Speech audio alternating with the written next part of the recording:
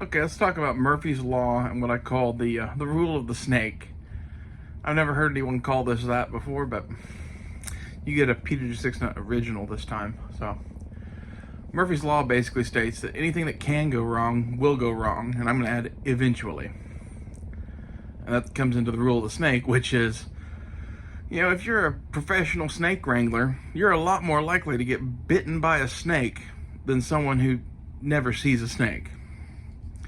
If you play with snakes enough, you will eventually get bit. And this is sort of a response to my video on appendix carry, in that I had someone in the comments of that say, well, if you learned trigger control, it wouldn't matter, blah, blah, blah. Let me tell you a story.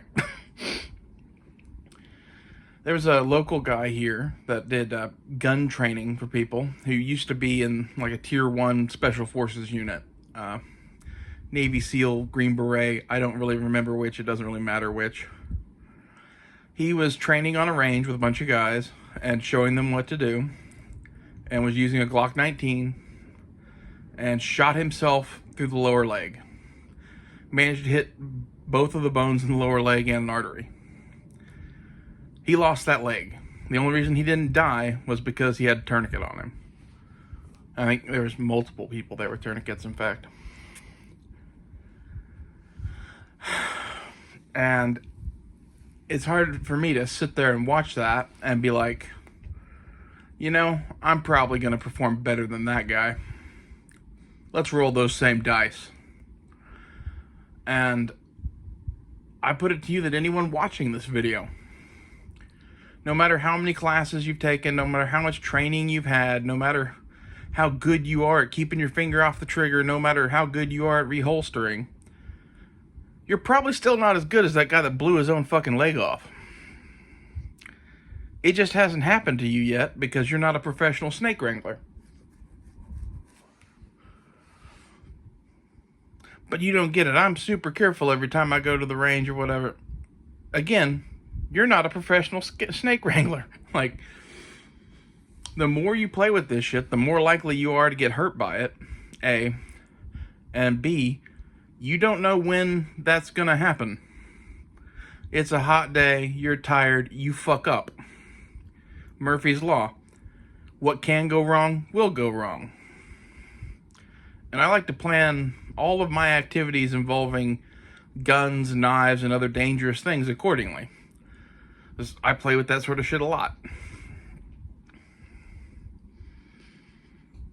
And thank God I've never been hurt by anything like that, but at the same time, if you plan for failure, you're probably ahead of the curve. It's a ridiculous mentality to have that the world is always going to be sunshine and rainbows and you're always going to perform at the peak that you're able to perform at. And if you talk to anyone in one of those like tier 1 units that has a lot of training and knows trigger control and whatever, they would tell you similar shit. Now, a lot of them probably appendix carry. So maybe they just don't take it that far or whatever. And in fact, I think the guy that blew his leg off was using an appendix holster.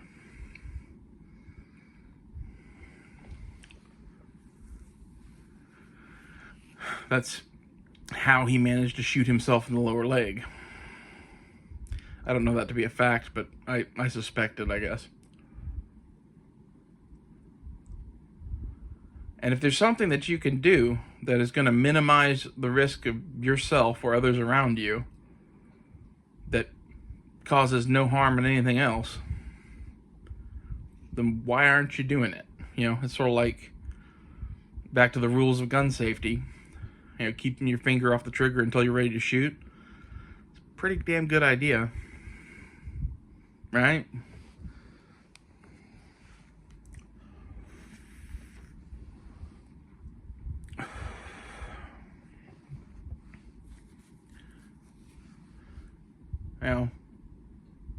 I don't know how you could look at this subject matter and hear stories like the one I just told about the fucking Green Beret or whoever it was that shot his own leg off and be like, yeah, that dude didn't know what he was doing. No, he absolutely knew what he was doing.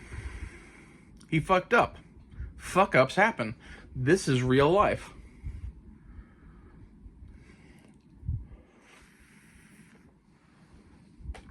That's why you do things to minimize fuck ups and carry a medical kit.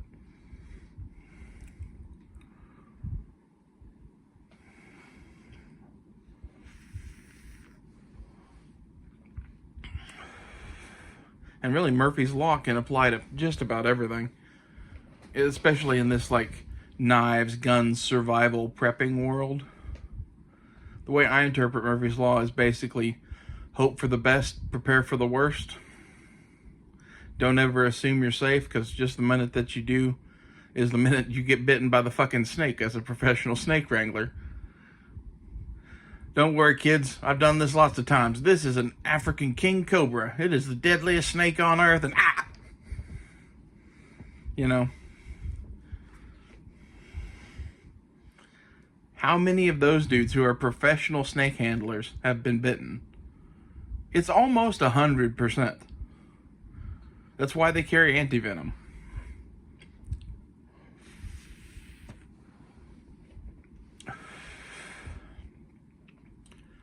And you know, if you're gonna go play with cobras, some minor preparations are a good idea.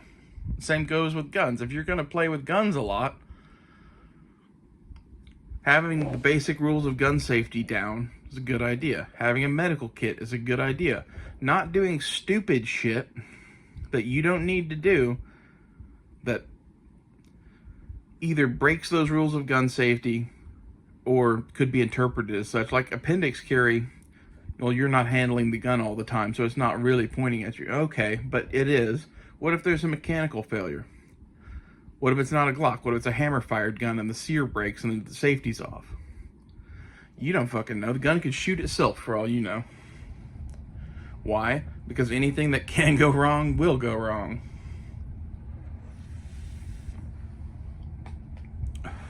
It's rolling the dice every fucking day. And like some of this shit is really, really old lessons learned in blood that people just think, oh, well, that doesn't apply to us anymore. That was a World War II thing. That's why they picked to put the guns where they were on their belts. You know, that was old-fashioned. Now they picked the place to put their guns on the belts because that's the way their daddy did it, and their granddaddy did it, and their great-granddaddy did it. And before that, we were putting pistols on horses. And it didn't matter. But as soon as holsters got put on belts for carrying a multi-shot gun, you'll notice where the guns went. You know, 3, 4 o'clock down the side of the leg, somewhere in that vicinity, with the gun pointed towards the ground. And you could be like, well, what about cavalry draw? It was at a 45-degree angle. Well, yeah. But you notice that didn't stick around very long. Kind of just proves my point more. They got rid of that relatively quickly. In cavalry draw, the gun's basically pointing at a 45-degree angle away from you, so you're not shooting yourself. You're shooting your buddies behind you at the range, which I guess is a superior method, but probably not ideal either. You know, it's what happens when one of them gets hit and manages to die somehow. And now you're getting charged with fucking manslaughter because of the way that you chose to carry a pistol. And that kind of gets to my point about shoulder holsters. I think you're just looking for a manslaughter charge, really.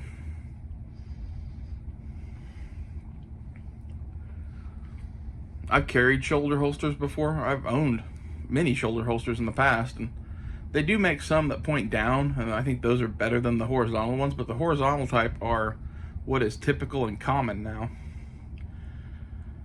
And you never know who's going to be behind you. And you could be like, well, I'm going to take the whole holster off to reholster. Okay, well, that's a pain in the ass. I've seen some people go like, well, I'm going to carry a CZ or X hammer-fired gun here with the hammer down so I can put my thumb on the hammer and have that so I know that that thing's not going anywhere when I go to reholster. That's a great idea, but it doesn't fix all problems. You know, what if, you know, you don't get to carry that gun that day? Do you, adjust everything that you're doing because you don't have your special gun? Probably not. You're probably still carrying it in the same place.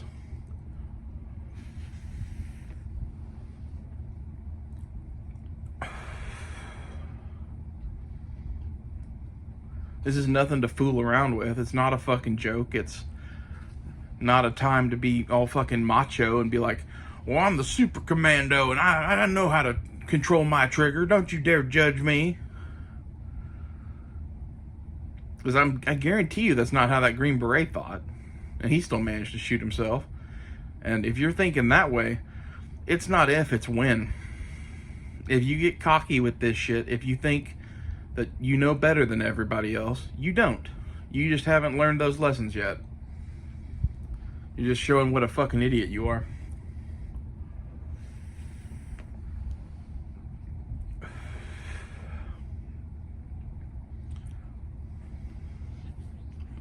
This even goes for like knives and shit. There's ways to use a knife and ways not to use a knife. I was watching that show Alone a while back, and this girl was cutting up something by the campfire, and I was like, well, she looks like she's about to cut herself. And literally, as soon as I got done saying that, she cut the shit out of her hand. In a situation where you're out in the middle of the wilderness by yourself for God knows how long. If you'd been using a knife correctly, which is away from your body, or moving the thing you're cutting and not the knife, or various other techniques, you wouldn't cut yourself. Knife safety can be as big of a thing as gun safety, just typically you don't end up killing yourself with the fucking knife, unless you're real stupid and I'm gonna cut tomatoes on my jugular vein.